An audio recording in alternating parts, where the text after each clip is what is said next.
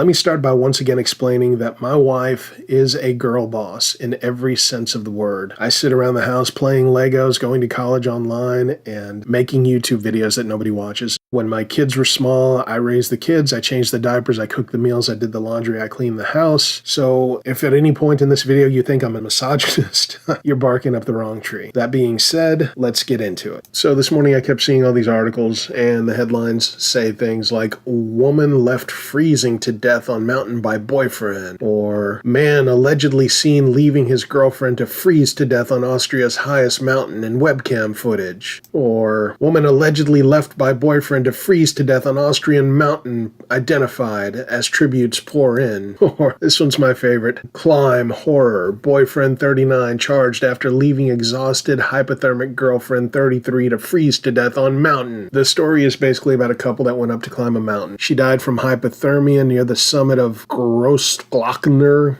I don't know, and her boyfriend has been charged with grossly negligent manslaughter or negligent homicide. Now, the prosecutors are saying that he was the more experienced climber and he was the de facto guide. They're saying he abandoned her when she became exhausted, hypothermic, and disoriented, and he failed to provide emergency aid. The claim is that they started late in winter conditions and the woman was inexperienced for such a high altitude ascent. Anyway, his trial begins February 2026, but here's the thing. If you flip the genders, it changes the public reaction and likely the legal reaction too. If she had been the stronger climber and he collapsed near the summit and she went down alone for help, there's no fucking way she'd be charged. Not in this reality. She'd be framed as brave, traumatized, doing her best in impossible conditions, followed his dying wishes. He told me to go. He begged me to save myself. And everyone would be nodding along, calling her a survivor and calling it romantic and every other thing in the book. So what actually happened is she was inexperienced, they started late, conditions were winter level brutal. They were both in trouble and she was in worse shape. He went down for help. And yeah, that's literally how rescues happen in mountaineering. Somebody goes for help. Now he's being treated like he murdered her because he didn't die alongside her. If the genders were reversed, this becomes a tragic love story. With the male leaving, it becomes manslaughter. It's a double standard. I don't think he abandoned her maliciously. I think he legitimately went for help. And I think the charges are because he's a dude and the optics are emotional. People want a villain in a story where the real villain is the mountain, the cold, the lack of experience, and bad timing. But nature killed her doesn't sell as well as boyfriend left her. If she left him up there and he died, the narrative would be completely different. The fact is they both chose to climb a brutal mountain in winter conditions late in the day. This wasn't a kidnapping. It wasn't sabotage. It wasn't a situation where he secretly dragged her into danger. She agreed to it, geared up, and went with him. Climbing mountains is dangerous by definition. Every climber knows that. So the idea that one person becomes legally responsible for the other person's survival when they both voluntarily took the same risk is crazy. Two grown adults made a bad decision, but only one gets treated like a criminal. If the genders were reversed, the narrative would be, she's not a professional guide. She did the best she could. But because he is the boyfriend, suddenly he's accountable for her stamina, accountable for her hypothermia, accountable for her inexperience, accountable for nature itself. It's like people expect a man to literally carry a grown adult up a glacier because he's the guy. This wasn't a guided expedition with a paid leader responsible for clients. This was two people making a mutual voluntary decision to face extreme conditions together. They weren't coerced, they weren't tricked, and yeah, she couldn't make it, and that sucks, but that doesn't make him a murderer or even negligent. It makes them human beings who took on a dangerous hobby and one of them didn't survive. And if you've gotten this far and you disagree with me, ask yourself this. If it were two dudes, would this even be a story, much less a prosecution? Let's say two male friends climb a mountain. One collapses, the other goes for help. Rescuers arrive too late. It's a tragedy. End of headline. Nobody would call that abandonment. Nobody would use words like left him to die.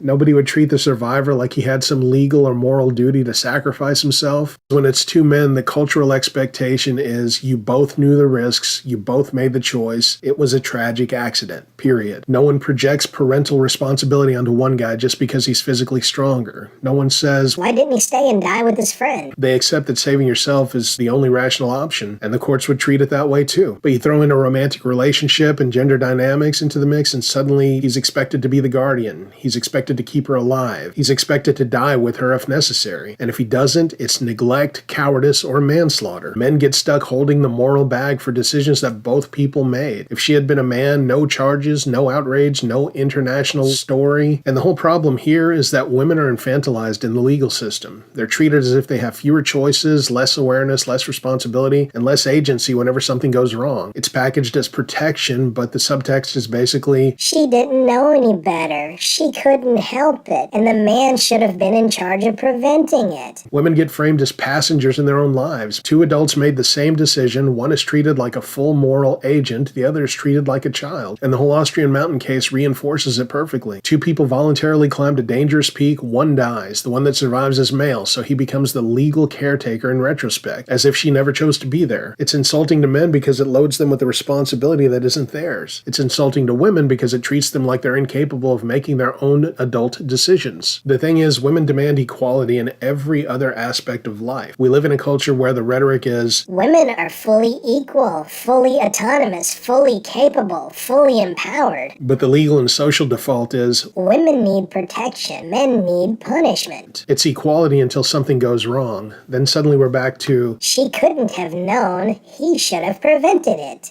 You guys. and again, you see it in criminal sentencing. Men get hammered, women get probation. Domestic violence cases, mutual fights get framed as him being the aggressor, no matter who started it. Teacher-student scandals. A 31-year-old female teacher didn't know better. The 16-year-old boy is mature for his age and coerced her. Workplace misconduct. Men are expected to anticipate every possible discomfort, and women are presumed as fragile. Accidents and tragedies. He's responsible. She's the victim of circumstance. And now mountain climbing. Two adults make an equal risk decision. One dies. The survivor, because he's male, is treated as though he had executive authority over her life. But if you bring up this inconsistency in public, if you point out the double standard, you're going to be told that you're attacking women. You're attacking empowerment, even though the irony is true equality would mean equal agency and equal responsibility. If this couple's genders were reversed, everyone knows this would be a tragic accident, not a criminal case. And that's the problem. Right now, if you ask me if men and women are equal, I'm gonna say no. Not in the way society treats responsibility, not in how the legal system applies consequences, not in how media frames blame, not in how institutions react when something goes wrong. We say that men and women are equal, we market equality, we teach equality, but when push comes to shove, when stakes are high and outcomes are bad, society snaps right back into 1950s gender logic. Being a woman equals protected class.